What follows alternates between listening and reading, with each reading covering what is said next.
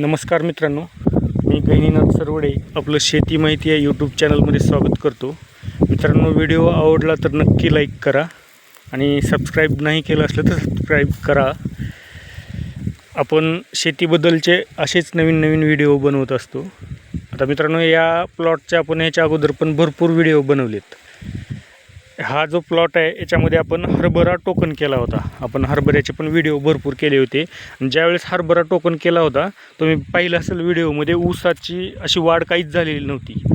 आता हरभरा काढून एक महिना झालेला आहे कंप्लीट ना. थोडंसं इकडे तिकडे झालं असेल. ह्या मधल्या भोदावर म्हणजे सरीवर एक दोन बियाणे आपण टोकन केलतो हरभऱ्याचे. त्याच्यामध्ये हरभरा आपल्याला 8 क्विंटल हरभरा निघालेला आहे. आपण ते फेडरेशनला घातलं आहे, त्याला 5,875 रुपये भाव लागलेला आहे.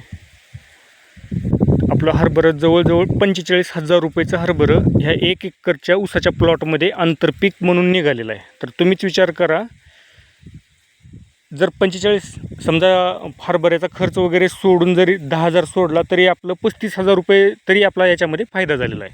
आणि ते 35,000 रुपये आपण आपल्या शेतामध्ये ह्या ऊसाला म्हणा, अजून दुसरा आपल्याकडं ऊस आहे, हे पण आता नवीन लावलेला आहे आपण ऊस. तर सगळीकडं खर्च करायला, खतं बियाला त्या हरभऱ्यानं मदत केली असं समजायचं थोडक्यात. कारण 35,000 रुपये म्हणजे थोडे नाहीत. ऊसाचा आरामात खात, ह्याला नंतर सरी सोडणे असो काही असो, हे सगळं त्याच्यावर होऊन जाते. म्हणजे थोडक्यात सांगायचा विषय काय माहिती आहे का, किंवा आंतरपिकामध्ये तुमचा जो खर्च होतो आहे तुमच्या ज्या मेन पिकाचा, तो पूर्ण खर्च ते आंतरपीक काढून घेते.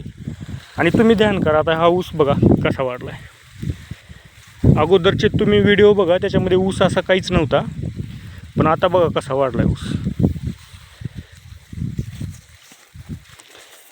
तर ऊसाच्यामध्ये एक आंतरपीक हरभराच नाही, दुसरं इतर पण घेता येतं आणि ते अवश्य घ्यावं. कारण सध्याचं महागाई बघता अगोदरच खात एवढे मोठे महाग झालेले आहेत आणि खात घातल्याशिवाय तर उत्पन्न निघणार नाही, हे तर आपल्याला सगळ्यालाच माहिती आहे. मग बरोबरी करण्यापेक्षा आपण 5 फुटाचे बेड करतो. आता कोण तर 6 फुटाचे पण करायलेत, पण शक्यतो सगळेजण 5 फुटाचे तर करतातच बेड. मग 5 फुटाच्या बेडवर 3 महिन्यापर्यंत ऊस असाही म्हणावं तेवढा म्हणजे जमत नाही. तर थोडंसं अगोदर जर आपण टोकन पद्धतीनं जर कुठलंही पीक लावून केली याच्यामध्ये, तर ऊस छान होईपर्यंत ते पीक निघून जातं. आणि त्या पिकाचं म्हणजे जेवढं उत्पन्न निघणार आहे तेच आपल्याला, त्याचेच पैसे आपण ऊसामध्ये लावायचे पुन्हा. म्हणजे त्याचाच खर्च निघून जाते जरा ना थोडक्यात.